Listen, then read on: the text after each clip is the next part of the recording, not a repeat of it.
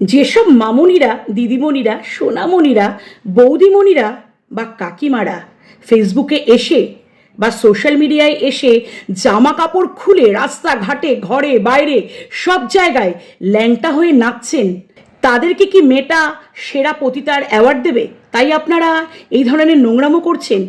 নিজের সংস্কৃতি ভুলে, নিজের কালচার ভুলে, নিজের সভ্যতা ভুলে, নিজের ইজ্জতটুকুনিও রাস্তাঘাটে বিলিয়ে দিতে আপনাদের একবারও বাজছে না। কিসের জন্য?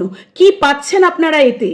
আপনাদের কি বাবা মা নেই, ভাই বোন নেই, স্বামী নেই, সন্তান নেই, বা পরিবার পরিজন, আত্মীয় স্বজন, বা আপনার পাড়া প্রতিবেশী কেউ নেই? তারা আপনাকে দেখে কি ভাবে? আমাদের সমাজের কিছু নারীরা নিজেদের সম্মান ইজ্জত তৈরি করতে নিজের জীবনটুকুনিও দিয়ে দেয়, আর এইসব নারীরা নিজেদের ইজ্জত নিজের ইচ্ছায় হাটে বাজারে লুটিয়ে বেড়ায় সোশ্যাল মিডিয়ার মাধ্যমে। আচ্ছা, সোশ্যাল মিডিয়া থেকে কি আপনাদের সেরা পতিতার অ্যাওয়ার্ড দেওয়া হবে? সেই কারণেই এই ধরনের নোংরামো বা নীচতা করছেন নিজের সব কিছু ভুলে?